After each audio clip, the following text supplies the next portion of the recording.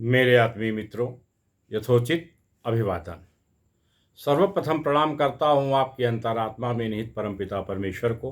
कृपया मेरा प्रणाम स्वीकारें। मित्रों, इसके पूर्व मैं आपको पंच महाभूतों के विषय में बता चुका हूँ। क्षितिजल पावक गगन समीरा पंच रचित यह अधम शरीरा। अब आज मैं आपको उसके आगे एक चीज और बीच में बता देना चाहता हूँ कि सनातन धर्म वस्तुतः है क्या। ये भी जान लेना बड़ा जरूरी है। आगे बढ़ने से पहले अगर हम ये जान लेते हैं तो बड़ा अच्छा रहेगा। मनुष्य के किए हुए कर्मों से सर्वश्रेष्ठ लाभ यदि मनुष्य को कोई होता है तो वो होता है ज्ञान संचय का। वो चाहे अच्छा कार्य करे अथवा बुरा कार्य करे, ज्ञान या अज्ञान कुछ न कुछ संचय अवश्य होगा। यह ज्ञान संचय प्रत्येक कर्म के साथ होता रहता है। मनुष्य के बनाए हुए अनेकानेक दिव्य ज्ञान को देने वाला यह शास्त्र हमारे भारतवर्ष में उपलब्ध है। अनंत काल से ज्ञान की धारा बहती चली आ रही है। काल के प्रवाह में दबी नहीं, इसका प्रतिदिन विकास होता ही रहता है। गजनवी, तैमूर, तुर्क, तातार, मुगल, फ्रांसीसी, डच, पुर्तगाली, ब्रिटिश सब आए, लेकिन हमारी सनातन की धारा अजस्त्र बहती रही। मनुष्य कर्म बंधन से जुड़ा हुआ है।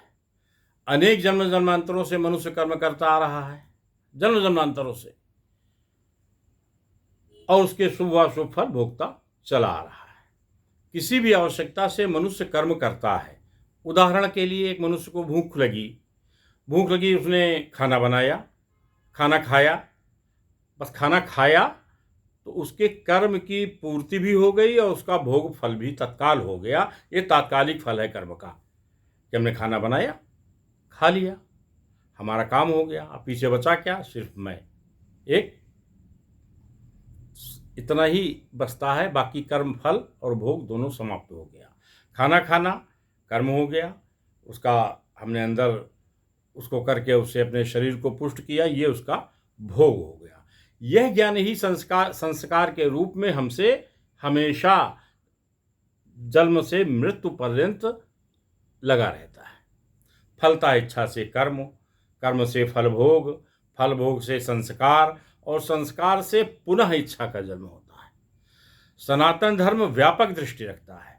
यह जड़ चेतन सभी के लिए सोचता है। सनातन धर्म के 4 स्तंभ हैं, कुल 4 स्तंभ हैं: अर्थ, काम, धर्म, मोक्ष। सनातन धर्म का सारा कर्म रहस्य इसी में स्थित है। मनुष्य में 4 तरह की चाहनाएं होती हैं, 4 तरह की इच्छाएं होती हैं। एक धन की, दूसरी काम की, तीसरी धर्म की, और चौथी मोक्ष की। हे प्रभु, अब हमें मोक्ष दिला देना, हमारी मुक्ति करा देना। यही एक धर्म ऐसा है हमारा सनातन धर्म, जिसमें मनुष्य मोक्ष की कामना करता है, पुनः इस जीवन में नहीं आना चाहता। नहीं, बाकी मजहब और पंथ वगैरह में तो बताते हैं कि वो हम फिर आएंगे, है अपना सिस्टम है। अर्थ कहते हैं धन को। धन 2 तरह का होता है, एक स्थावर, एक जंगम। सोना, चांदी, रुपया, जमीन, पैसा, आभूषण आदि जो होते हैं ये स्थावर हैं। और जंगम जो हमारे पालतू पशु होते हैं, गाय, भैंस, बकरी, ऊंट, भेड़, ये सब हमारे जंगम होते हैं। ये होता है अर्थ। ये 2 प्रकार का होता है। दूसरा होता है काम। काम 8 प्रकार का होता है, जिसमें से एक काम जो होता है, ये जो काम होते हैं इनके 8 नाम इस प्रकार हैं: शब्द, स्पर्श, रूप, रस, गंध, मान, बड़ाई और आराम। इनको कैसे समझ सकते हैं? जैसे पहला काम का जो रूप है वो है शब्द। शब्द 2 तरह का होता है, एक वर्णात्मक और एक ध्वन्यात्मक। व्याकरण, कोश, साहित्य, रामायण, महाभारत, उपन्यास, गल्प, कहानी आदि वर्णात्मक शब्द हैं जो लिखे लिपि में होते हैं, जिनकी कोई न कोई लिपि होती है, वे वर्णात्मक शब्द कहे जाते हैं। खाल, तार और फूंक के 3 बाजे और ताल का आधा बाजा, ये 3.5 प्रकार के बाजे ध्वन्यात्मक शब्द को प्रकट करने वाले होते हैं। वर्णात्मक शब्द में 10 रस भी होते हैं। जिन्हें श्रृंगार, हास्य, करुण, रौद्र, वीर, भयानक, विभत्स, अद्भुत, शांत और वात्सल्य कहा जाता है। ये दसों ही रस चित्त के द्रवित होने से प्रकट होते हैं। इन दसों रसों का उपयोग भगवान के लिए किया जाए तो ये सभी रस कल्याणकारक होते हैं। सुख भोजा जाए अगर उचित अनुपात में तो ये आनंददायक होते हैं, और अनुचित रूप में अगर इनका सुख भोगा जाए तो ये पतन करने वाले भी होते हैं। ढोल, ढोलकी, नगाड़ा, नाल या तबला, पखावज, मृदंग आदि ये खाल के बाजे हैं। सितार, सारंगी, मोरचंग ये तार के बाजे हैं। गिटार आदि तार से बजते हैं। तथा मशक, पेटी, हारमोनियम जिसको कहते हैं, हारमोनियम, बांसुरी, पुंगी ये फूंक से बजने वाले बाजे हैं। और झांझ, मजीरा, करताल आदि ये ताल के बाजे हैं। ये इनमें फर्क होता है। तो ये शब्द है काम का एक रूप है। वर्णात्मक और ध्वन्यात्मक शब्दों को सुनने से, अच्छा संगीत सुनने से, तबले की आवाज़, झांझ, मंजीरे, ढोलक की आवाज़ सुनने से सुख मिलता है, या किसी योग्य कथावाचक या किसी धार्मिक नेता की बात सुनने से जो हमें सुख मिलता है, घर में माता पिता की अच्छी बात सुनने से सुख मिलता है, वह शब्द सुख कहा जाता है, या श्रवण काम भी है। आकाश महत्त्व का इसके ऊपर पूरा पूरा प्रभाव होता है शब्द के ऊपर। दूसरा है स्पर्श। स्त्री, पुत्र, मित्र आदि के साथ मिलकर स्पर्श करने से, ठंडा, गरम, कोमल आदि के स्पर्श से अर्थात त्वचा के साथ संयोग होने से जो सुख होता है वह स्पर्श काम का सुख है। उसे कहते हैं स्पर्श काम। एक होता है रूप काम। नेत्रों से खेल तमाशा, सिनेमा, सुंदर स्त्री, सुंदर पहाड़, सुंदर नदी, सुंदर दृश्य देखकर जो हमें सुख प्राप्त होता है वह रूप काम का एक और रूप है, जिसको कहते हैं रूप सुख या चक्षु काम। एक होता है जिह्वेंद्रिय से, जीभ से। खट्टा, नमकीन, मधुर, कड़वा, तीता, कसैला आदि जो ये छह रस होते हैं, इन छह रसों को चखने या खाने से, भोजन करने से जिह्वा को जो सुख मिलता है वह भी एक प्रकार का काम सुख है। इसको कहते हैं जिह्वे काम सुख। एक होता है गंध, गंध काम। नाक से इत्र, डिओड्रेंट, अच्छे परफ्यूम सूंघ करके या फूलों की खुशबू सूंघ करके, लहसुन प्याज आदि जैसी दुर्गंध वाली चीज़ें सूंघ करके जो सुख मिलता है वह गंध का सुख अर्थात घ्राण सुख कहा जाता है। एक होता है मान सुख। शरीर का आदर सत्कार होने से, हाथ पैर आदि के दाबने से, मालिश करने से जो सुख प्राप्त होता है वह मान सुख है। एक होता है प्रशंसा सुख या बड़ाई सुख। आपकी कोई प्रशंसा करता है तो आपको मन ही मन बड़ा अच्छा लगता है, भले हम व्यक्त न कर पाएँ या वहाँ पर हम किंग कर्तव्य विमूढ़ हो जाएं, लेकिन अच्छा लगता है। एक होता आराम सुख। शरीर से कुछ नहीं करना, आराम से पड़े हैं, यह आराम सुख है। यह 8 प्रकार काम के हैं जो सुख भाग्य से मिलता है। काम और अर्थ ये दो आपको भाग्य से मिलते हैं। भाग्यम फलति सर्वत्रम न च विद्या न च पौरुषम समुद्र मंथने लेभे हरिलक्ष्मी हरे विषम। कहते हैं कि भाग्य ही सर्वदा फलीभूत होता है, न विद्या फलती है न पुरुषार्थ फलता है। क्योंकि जब समुद्र का मंथन हुआ था तो महादेव जी ने और विष्णु जी ने बराबर से बल लगाया था, बल्कि महादेव तो महादेव हैं, हो सकता है कुछ ज़्यादा बल लगा दिया हो। लेकिन जब फल का समय आया तो एक को मिलती है माँ महालक्ष्मी और दूसरे को मिलता है हलाहल विष। यही है भाग्य का फल। तो ये अर्थ और काम ये दो हमें भाग्य से मिलते हैं। आगे मैं आपको उदाहरण से स्पष्ट करूंगा कि क्यों भाग्य से मिलते हैं और कैसे मिलते हैं। फिर होता है धर्म। सकाम अथवा निष्काम भाव से जो यज्ञ, तप, दान, व्रत, तीर्थ आदि किए जाते हैं उसको धर्म कहते हैं। धर्म देश काल परिस्थिति के अनुसार धर्म का भाव और रूप बदल जाता है। मसलन कोई सैनिक अगर सामने शत्रु सीमा पर किसी को गोली मार दे तो उसका धर्म है, और वहीं अगर कोई एक आम आदमी किसी आम आदमी को गोली मार दे वो अधर्म है। एक अपराधी यदि किसी व्यक्ति का कोई हाथ पैर काट दे वो अधर्म है, और एक डॉक्टर अगर वही काट दे तो धर्म है।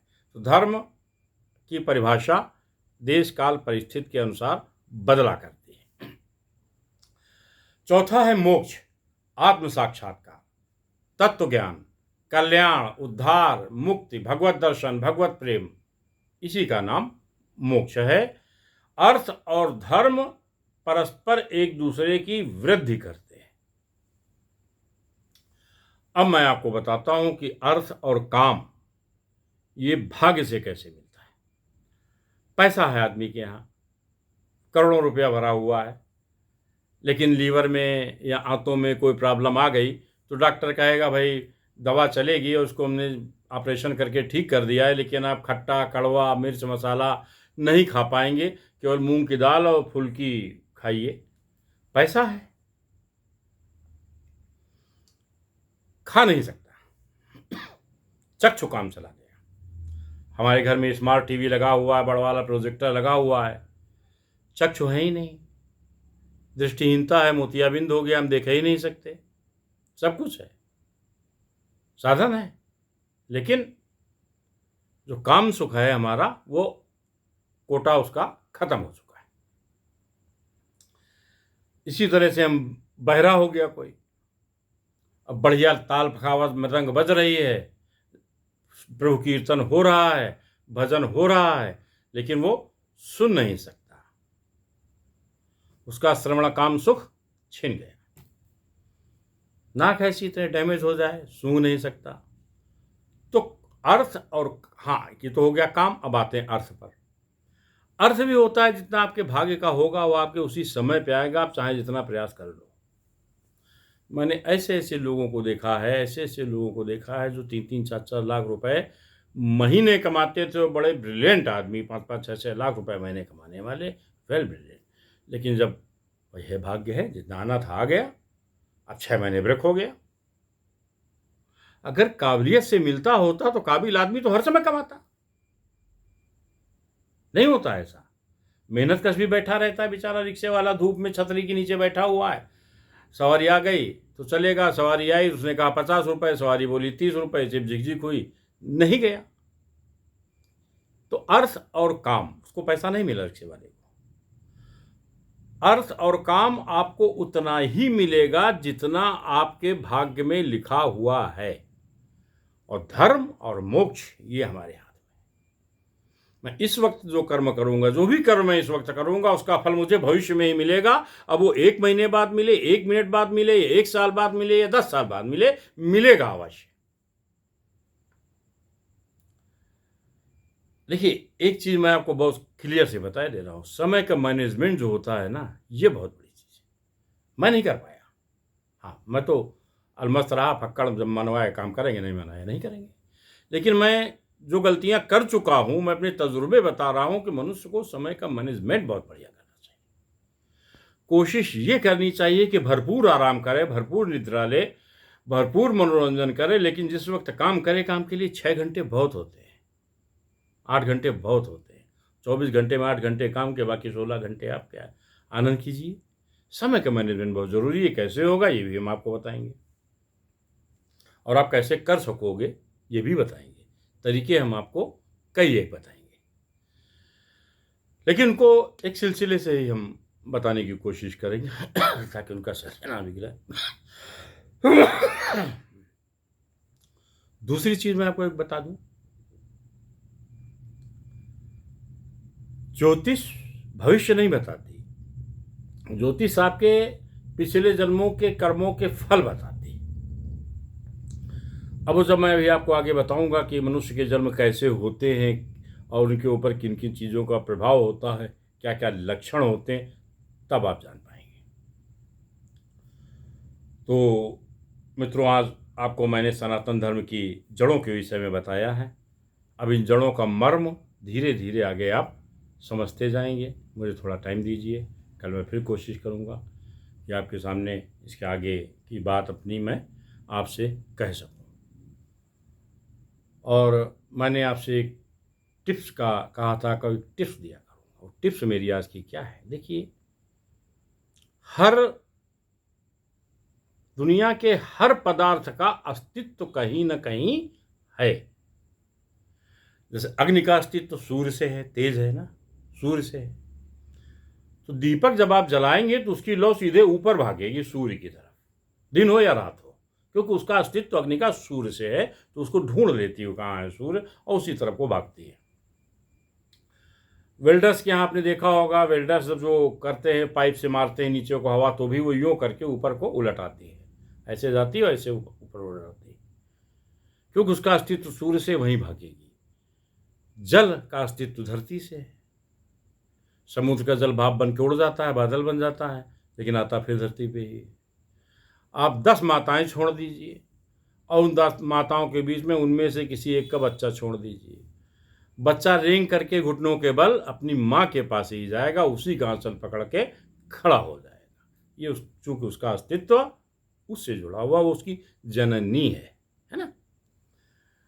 तो दीपक का जो अस्तित्व होता है वो सूर्य से होता है। आपकी बात को सूर्य तक पहुंचाने के लिए एक रूट तैयार करने का काम दीपक करता है। एक मार्ग तय होता है ना, जब नेता मंत्री वगैरह चलते हैं अपने, सब बड़े बड़े नेता लोग, तो आगे पुलिस चलती है मोटरसाइकिल से, बुलेट से हटाती हुई, हटो भाई हटो हटो, साहब आ रहे हैं, मंत्री जी आ रहे हैं, फलाने जी आ रहे हैं, होता है ना। उसी तरह से वो दीपक की जो लौ की जो किरण होती है, वेव्स आगे चल के हमको दिखाई नहीं देती हैं। प्रकाश की एक गति होती है, नहीं सुनते आप प्लेन बनाने में, वो प्रकाश की गति से, ध्वनि की गति से 3 गुना चलेगा, मैक कहते हैं उसको इंग्लिश में। इसी तरह प्रकाश का भी उससे गति से 3 गुना चलेगा। अगर हम प्रकाश की गति से कई गुना आगे बढ़ जाएं तो सारे महाभारत के राम रावण वाले युद्ध हम अपनी आंखों से देख सकते हैं। ऐसा साइंस कहता, मैं नहीं कहता। तो दीपक की वो लौ आपके लिए एक रूट तय कर देती है आपकी साधना का। अब इसमें यह है कि अगर आप धन चाहते हैं, यहाँ पर धन आवे, तो दीपक में जो घी या तेल भरिए वो इस पोर तक भरिए, पहले पोर तक, ठीक। धन बल यश दोनों धन और बल दोनों चाहते हैं तो यहां तक भरिए, और धन यश बल तीनों चाहते हैं तो यहां तक भरिए। तो इतना ऊंचा दीपक बनाने में आपको काफी घी लग जाएगा। इसका होता है कि दीपक पतला होना चाहिए।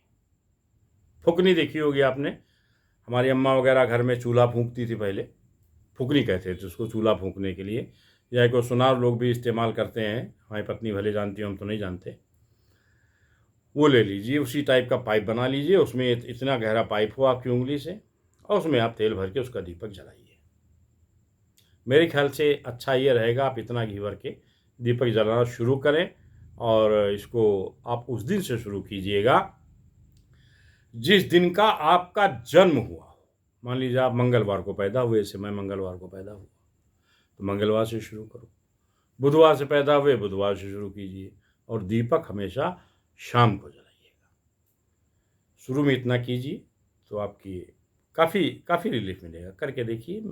मैं आपसे जो भी बात करूंगा वो साइंटिफिक करूंगा। मैं साइंस का स्टूडेंट हूँ मूल रूप से, तो मैं बात भी आपसे वैसे ही करूंगा। आप इसको करिए, देखिए, और आज के लिए मुझे आज्ञा दीजिए। कल फिर आपसे बात होगी। कल मैं कोशिश करूंगा कि आपको कुछ और ऐसा बता सकूं जो आपके जीवन के लिए समृद्धिकारक हो और आप उन्नति कर सकें। तब तक के लिए मुझे आज्ञा दीजिए। पुनः प्रणाम करता हूँ आपकी अंतरात्मा में निहित परमपिता परमेश्वर को।